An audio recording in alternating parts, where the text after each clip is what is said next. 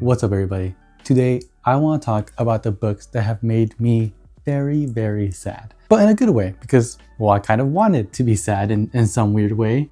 And I just appreciate the emotions that the book was able to offer to me. Essentially, I'm going to say, hey, this is what I really was impacted by, and just share that moment with you, and maybe that'll get you interested in reading, well, the whole book, because I do think that these books are worth it. Okay, really quick, just want to say thank you for clicking on this video, and please leave a like if you're enjoying, and consider subscribing. I usually just do videos on movies and books and reviewing them. I also do some miscellaneous things, like I kind of like talking about stationery and, I don't know, in the broadest sense, kind of like nerdier things. I do plan on making more videos on like productivity and how I use my reminders and why I care about the calendar app so much, and stuff like that, I guess. Now back to the video. So the first book I want to talk about is Great Expectations.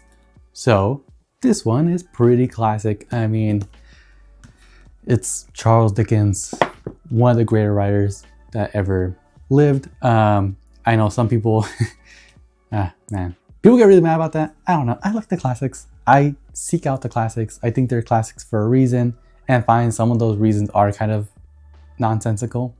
For now, let's just discuss what makes it so worth reading. Really, the big thing about this book is the relationship that Pip and Joe have throughout the book. It's just really, it's really something. Because Pip and Joe are connected to each other. They feel a certain bond.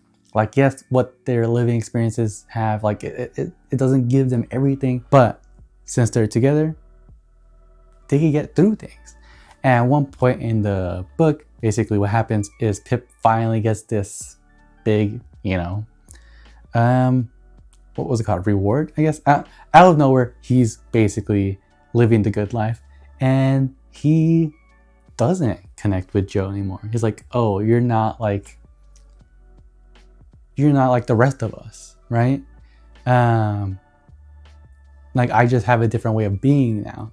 And he kind of separates himself, but at the same time, he feels bad in doing so. There's that conflict internally that's going on, and some beautiful passages really come from it, where it's like there's a great level of sincerity in them, and it's just really impressive.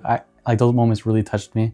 And so yeah, I'm gonna read one passage right now. Home had never been a very pleasant place to me because of my sister's temper, but Joe had sanctified it, and I had believed in it. I had believed in the best parlor as a most elegant saloon. I had believed in the front door as a mysterious portal of the temple of state, whose solemn opening was attended with a sacrifice of roast fowls. I had believed in the kitchen as a chaste, though not magnificent, apartment. I had believed in the forge as the glowing road to manhood and independence. Within a single year, all this was changed. Now it was all coarse and common. The change was made in me. The change was done, well or ill done, excusably or inexcusably. It was done. I don't know, something about that is just really good. And there's like a lot of little things like that too. At one point, Joe comes over to like his new place, and yeah, that really gets to me. Like, I don't know, something, you don't want relationships like that to go south, but they do, and that development is really something. Now, another one I want to touch on, there's no right passage that really captures this moment for this book, or I guess it's a play. It's a play by Eugene O'Neill called Iceman Cometh. If you haven't read it, please, oh my God, please do. One, because at the very least, if you like something like Whiplash, he's referenced in it, so you can kind of get the inside joke a little bit more. It's not really that much of an inside joke, but at least you you finally get what he's really talking about. Whose mommy left daddy when she figured out he wasn't Eugene O'Neill. Anyways, it's a brilliant play, and one thing that I loved about it, and just but did make me sad, of course, was it seems like this is something that just kind of happens. I feel like I hear a lot where people just do have all these ambitions and goals, and they really want to do something with their lives, and it's sad because it's like, you know, they're not going to. And that's the sad part. It's not even that it's hard or that it's really difficult or that it's like some of them are just insane goals. It's just that people seem to put themselves down because they can't do it. They can't even push themselves to begin. And that's what's happening in this play. There's just a lot of people who are always talking about the future, always saying that if they do this thing, then they'll just be happy. And basically, this character comes in and says, well, go do it, right? And it's not uplifting at all. It's not meant to be like, oh, they're gonna do it, they, whatever. You see that they can't figure out what's going on. Like, they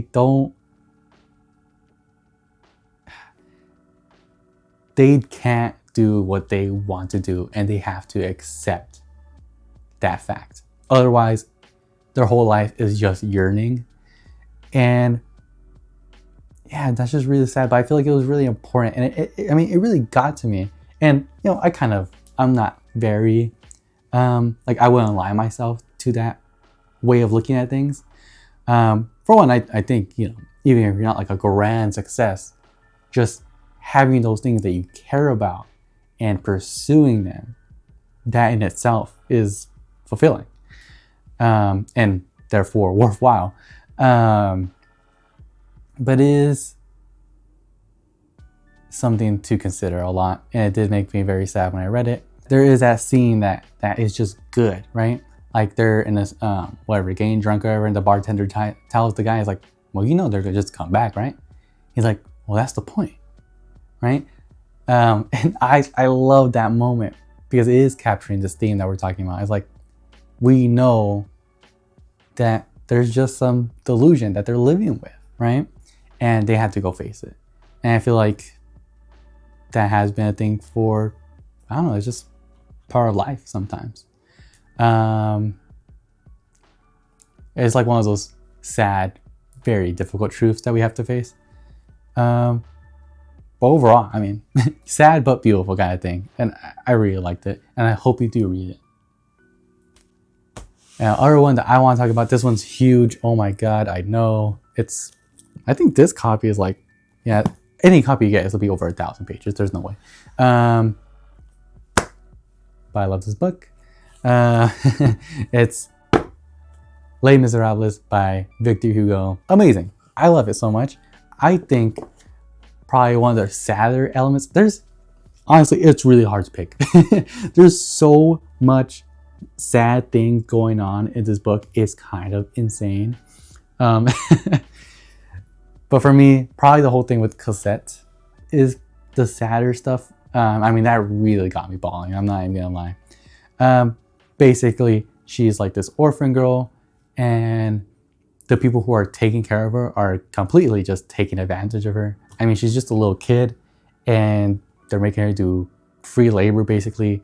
And since she's not their kid, right, completely treat her awfully. I mean, not just working, you know, for them, but also like just the way they talk to her, you know. And it's really upsetting. One thing that ends up happening is that she gets this doll, right? And it's kind of all that she really wanted, like just something, you know what I mean? It's like, it seems to be in this situation like the only thing that she has to make her happy. Like, it's kind of crazy. And the response is not good. Like, she's already been through so much, but this is the breaking point. I'm gonna read that passage right now. So they scream at her in a voice husky with indignation. Cosette. I'm not a voice actor, so don't make me read that in any other way. Cosette took the doll and laid it gently on the floor with a kind of reverence mixed with despair. Then, without taking her eyes off it, she clasped her hands and wrung them, which is a dreadful thing to say of a child that age. Then, when none of her emotions that day had managed to achieve, neither her flight through the forest, nor the weight of the bucket of water, nor the loss of money, nor the sight of the strap, nor even the ominous words she had heard Madame Thénardier utter. She wept. She burst into sobs. It really gets to me, stuff like that. And that is really just a little part of such an amazing story. The same could be said of all these other books that I discussed. I hope you're at least somewhat interested in reading them. Because I mean, I love these books, you know? And if I got you interested, then great. Awesome. I hope you do read them. I will understand if you read this one last because it is so long. I get that. But the other two, shorter at the very least. If you have already read some of these books, then comment down below. Tell me what you think about them. Like, have a conversation with me about it. I do love reading the comments and I like seeing what everyone thinks about these books. Well, that's all I have to say. Have a good one.